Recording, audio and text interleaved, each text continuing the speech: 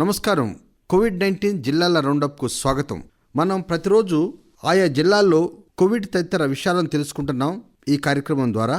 అయితే ప్రస్తుతం మనం అందుకు భిన్నంగా ఈ సంవత్సరం మొత్తం ఆయా జిల్లాల్లో జరిగినటువంటి కార్యక్రమాలు, సంఘటనలు, ముఖ్యంగా కోవిడ్ సంఘటనల గురించి మనం ఏడాది పొడవు వివరాలు తెలుసుకుందాం. వరంగల్ రూరల్ జిల్లాలో శ్రీనివాస్ గారు అందుబాటులో ఉన్నారు. నమస్కారం శ్రీనివాస్ గారు. నమస్కారం అండి.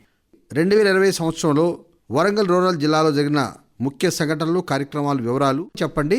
వరంగల్ రూరల్ జిల్లాలో 2020 సంవత్సరంలో ఇప్పటి వరకు చూస్తే పెద్దగా చెప్పుకోదగ్గ ముఖ్య సంఘటనలు ఏమీ లేవు.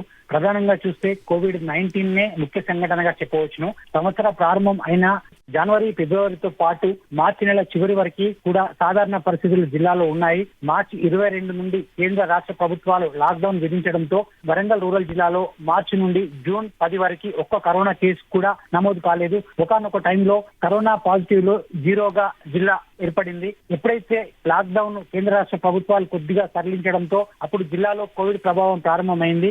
మొట్టమొదటి కేసు జూన్ 11న వరంగల్ రూరల్ జిల్లాలో తొలి కోవిడ్ పాజిటివ్ కేసు నమోదు అయ్యింది. వెంటనే అధికారులు తగు జాగ్రత్తలు తీసుకొని ప్రజలలో అవగాహన కార్యక్రమాలను చేపట్టడంతో పాటు కోవిడ్ పాజిటివ్ వస్తే తీసుకోవాల్సిన జాగ్రత్తలు తెలుపుతూ కోవిడ్ పాజిటివ్ శాతాన్ని తగ్గించేందుకు కృషి చేశారు.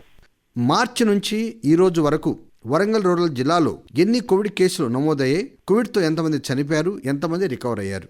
జూన్ 11 నుండి వరంగల్ రూరల్ జిల్లాలో కరోనా కేసులు నమోదు అవుతున్నాయి. ఇప్పటి వరకు 61,797 కోవిడ్ టెస్టులు నిర్వహించగా 6,108 కోవిడ్ పాజిటివ్ల కేసులు నమోదు అయ్యాయి. ఇందులో 5,863 మంది రికవరీ కాగా కేవలం 198 మంది మాత్రమే హోమ్ ఐసోలేషన్ లో ఉన్నారు. కోవిడ్ మృతులను చూస్తే 47 మంది మరణించారు. చనిపోయిన వారిలో కూడా ప్రత్యేకంగా కోవిడ్ అనేదే కాకుండా వివిధ రకాల దీర్ఘకాలిక వ్యాధులతో బాధపడే వారు ఎక్కువగా ఉన్నారు.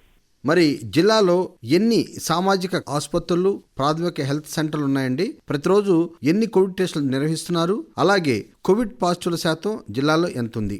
జిల్లాలో 17 ప్రాథమిక ఆరోగ్య కేంద్రాలు, 3 సామాజిక ఆరోగ్య కేంద్రాలు ఉన్నాయి. ప్రతిరోజు 400 నుండి 600 వరకు టెస్టులు నిర్వహిస్తున్నారు. పాజిటివ్ శాతం చూసినట్టయితే గడిచిన 7 నెలల్లో ఒకానొక సమయంలో 18 నుండి 20% పాజిటివ్ల సంఖ్య ఉండేది. అది క్రమేణా తగ్గి 12% నుండి ఈ నెల 6% వరకు కోవిడ్ పాజిటివ్ శాతం తగ్గింది. ఇందుకు ప్రధాన కారణం జిల్లా అధికారులు, వైద్య అధికారులు, గ్రామ స్థాయిలోని ఏఎన్ఎంలు అవగాహన కార్యక్రమాలు కల్పిస్తున్నారు. జిల్లాలో కోవిడ్ వ్యాప్తి చాలా వరకు తగ్గుముఖం పట్టింది. ఒకవేళ కోవిడ్ పాజిటివ్లు పెరిగిన కూడా వారికి తగు చికిత్స అందించడానికి జిల్లాలో ఉన్న 3 రెవెన్యూ డివిజన్లైన నర్సంపేట్, పరకాల్, వర్ధన్నపేటలలో 3 ఐసోలేషన్ సెంటర్లను ఏర్పాటు చేశారు. పాజిటివ్లలో ఎక్కువ ఆసుపత్రిలో కంటే హోమ్ ఐసోలేషన్ లో ఉండేందుకు ఇష్టపడుతున్నారు. దీంతో వైద్యులు వారికి తగు సూచనలతో పాటు అవసరమైన మందులు అందించి వారికి హోమ్ ఐసోలేషన్ లో ఉంచుతున్నారు.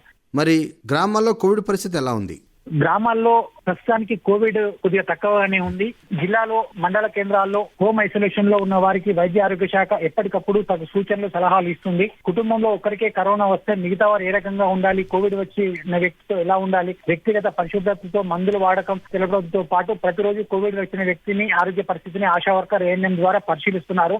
ఇదే కాకుండా గ్రామాల్లో దాదాపు అంటే ఈ పండుగల సీజన్లు అయినా కూడా, తర్వాత చలికాలం అయినా కూడా కోవిడ్ వ్యాప్తి ఎక్కువగా లేదు. కోవిడ్ వ్యాప్తి పెరగకుండా కూడా జిల్లా అధికారులు, వైద్య అధికారులు, తర్వాత మండల స్థాయి అధికారులు, ప్రైమరీ హెల్త్ సెంటర్ డాక్టర్లు కూడా గ్రామాల్లో తిరుగుతూ ప్రతి ఒక్కరికి కూడా అవగాహన పెంచుతున్నారు.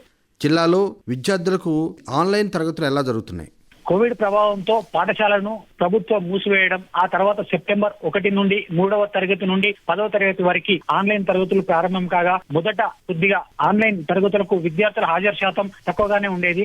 ఇప్పుడు దాదాపు తల్లిదండ్రుల ప్రోత్సాహం అయితేనేమి, ఉపాధ్యాయుల అవగాహన కార్యక్రమాల ద్వారానైతేనేమి దాదాపు విద్యార్థులు 90% వరకు వారి హాజరు శాతం పెరిగింది ఆన్లైన్ తరగతులకు.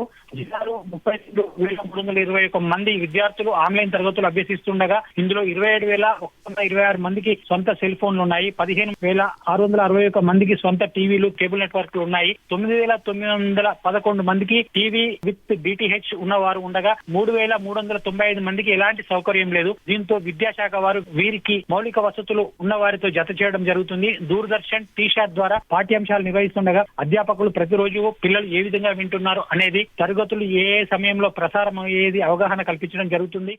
ధన్యవాదాలండి శ్రీనివాస్ గారు. వరంగల్ రూరల్ జిల్లాలో వార్షిక సమగ్ర సంపూర్ణ నివేదిక అందించినందుకు. అదండి వరంగల్ రూరల్ జిల్లాలో ఈ సంవత్సరపు కోవిడ్ తదితర విషయాల సంపూర్ణ సమగ్ర నివేదిక. మరి మరో రోజు మరో జిల్లాలో కలుసుకుందాం. అంతవరకు సెలవు. నమస్కారం.